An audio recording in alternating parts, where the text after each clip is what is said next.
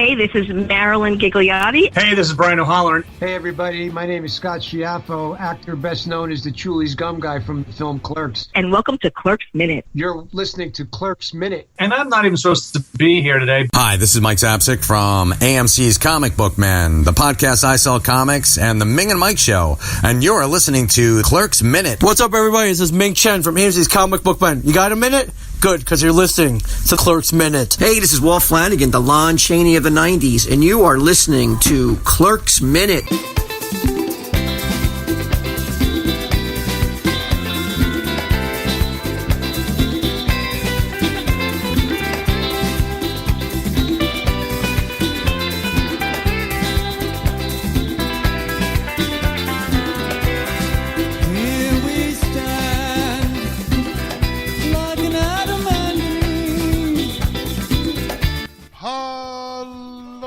Welcome to Clerks Minute, where we are back to break down the 2006 Kevin Smith sequel, Clerks 2, to Dante's Inferno, minutes at a time. I'm Blake. I'm Kyle. And we're back, guys. We're back to cover Clerks 2. We're excited. We're really excited they did this movie. Two things. First of all, as you can tell, we're doing this 2 minutes at a time, meaning less episodes for us to have to record. And honestly, there's no dead spots then for us because it got rough. It got really rough last movie for us. We've decided to supersize our episodes for you. Yes, it got rough last year. For those who got through it, and thank you for those who did get through season 1 with us. I know there's a lot of you that dealt with us during the rough spots at the end of that movie. Yeah. Thank you so much. And welcome back. That won't happen this time. We have a lot going on. Amazing that people stuck with us for the dead spots. I mean, who want to listen to us? It was. We had a good audience last year. It was actually a really cool audience. Like, we're getting like almost triple digits on some download episodes from last season, which is cool. But we're here, and first of all, we're gonna have a lot of guests. Like, we were discussing this right before we went on the air. We have a lot of guests coming on this year, so there won't be nearly as many episodes of just you and me for once this season, which is a nice change of pace. We have some new people coming on. We have some old people from last season. So we have so many guests coming on that you're just going to have to push yourself away from the table and say, no, thank you. I've had it up to here with guests. You know what? What a type of kid who happens in this movie, they might be saying that. Yeah. It is a bit ridiculous. Also, the hilarity for me, I had to type up a break down this movie for people that are picking in their minutes. Yeah. And this showing people that don't know this movie, that are coming in here from Clerks Minute, coming in because they're friends of ours that don't know this movie. Yeah. This is actual sentences I had to write down in the breakdown of this movie. Yeah. Emma's oversized click combo. Where is the other one? Bible camp flowchart about God, man, and the Transformers. Ass to mouse conversation. Wait a minute. God, Man, and the Transformers. That's the new indie band, right? I'm just saying what happened in the movie. There's also the infamous Lord of the Rings versus Star Wars conversation, which we'll be doing later on. And, of course, Porch Monkey for life. Oh, I haven't gotten there yet. I've not gotten there on my sheet. And then there's, of course, Kinky Kelly and the Sexy Stud. That's happening in this movie. We have Pickle Fucker in this movie. Which both sound like indie bands. I know. There's, of course, Porch Monkey. That's coming out in this movie. Which honestly sounds like a racist indie band. There's so much going on. And then I literally have, despite the fact we're in a 2-minute format now, we have 4.5 episodes with the Donkey Show in it. 4.5 episodes! Well, it really was the dramatic centerpiece for the movie. It's just hysterical, the stuff I had to write down for this movie. But we're doing this. Like I said, it really was that dramatic centerpiece for the movie. Correct. So we have a lot going on. It's going to be a lot of fun, and we're going to get right into things today. I mean, it's so moving and sick and disgusting, and you can't take your eyes off it. Ooh, cake. Ooh, cake. So I get a message. I'll give a shout out to him. Oh, yeah, I want to give a shout out to Scott Holden, who has been in full support of our show from the minute he found out we existed. Like, it's really, really cool.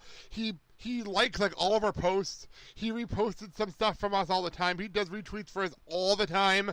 Like, he's such a good guy from That Man on Fat Man. He interviewed me while I was in Garfield. Great guy.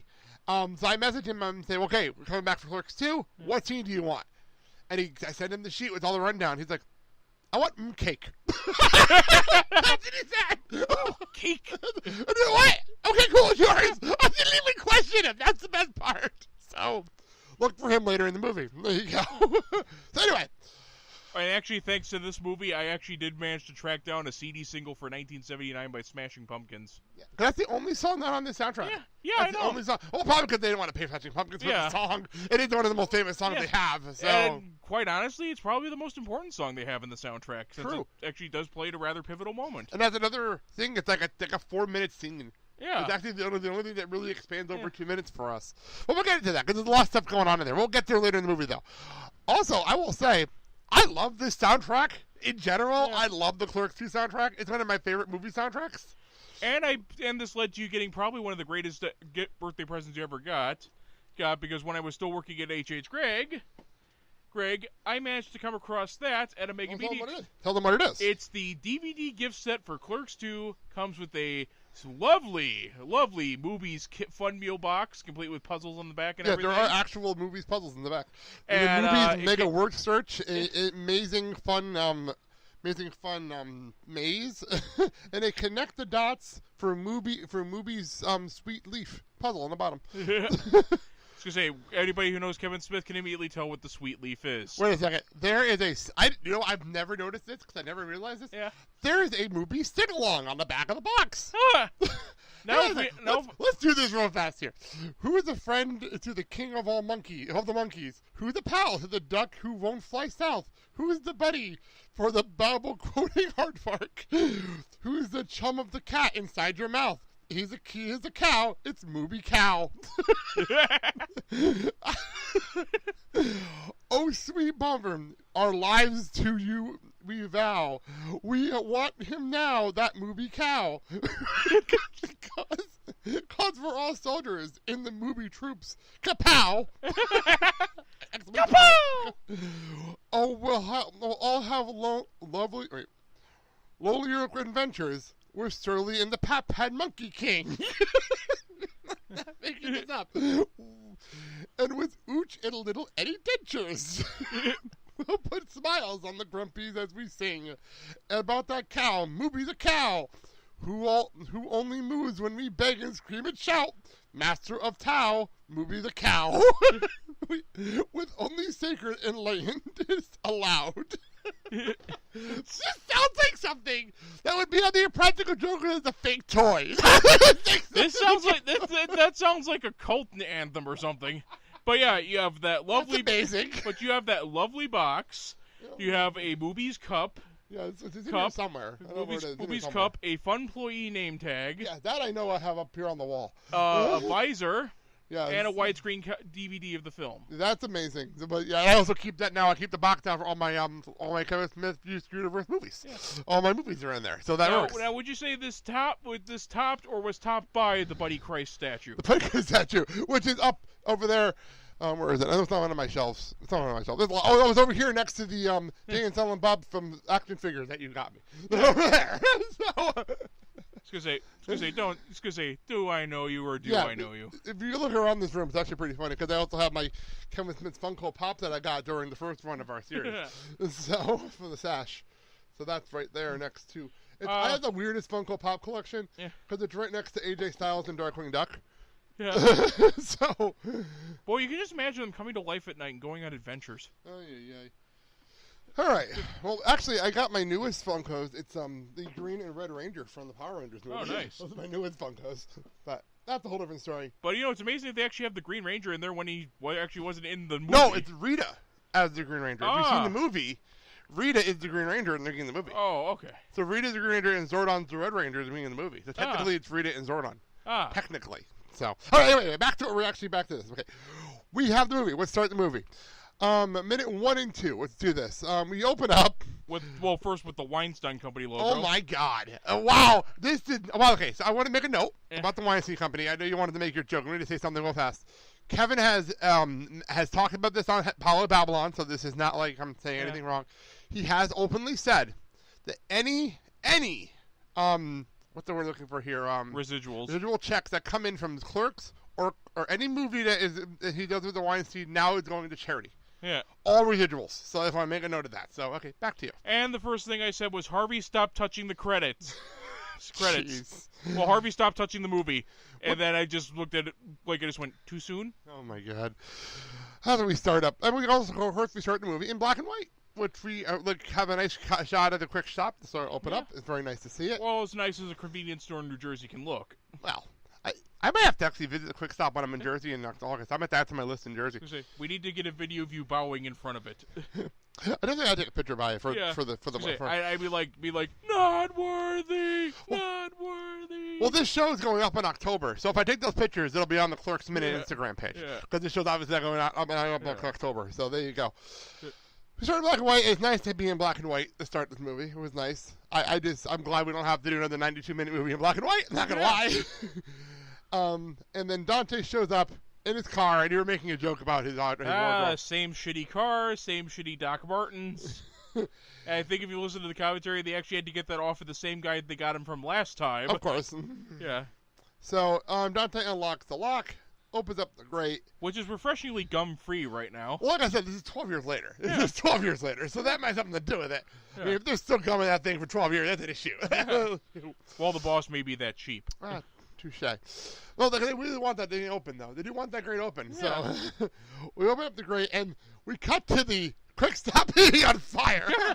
Which, I know we're 30 seconds into the movie, literally, but this is the most unrealistic fire I've ever seen in my life. And even then, you can kind of understand why they did it that way, because, number one, the quick stop is still in operation. I don't think they'd like having it get burned down. Of course. And number two, it's a very nice contrast to the black and white. Yes, very true. Especially with the next shot of it being reflected in Dante's sunglasses. Yes, it was really nice.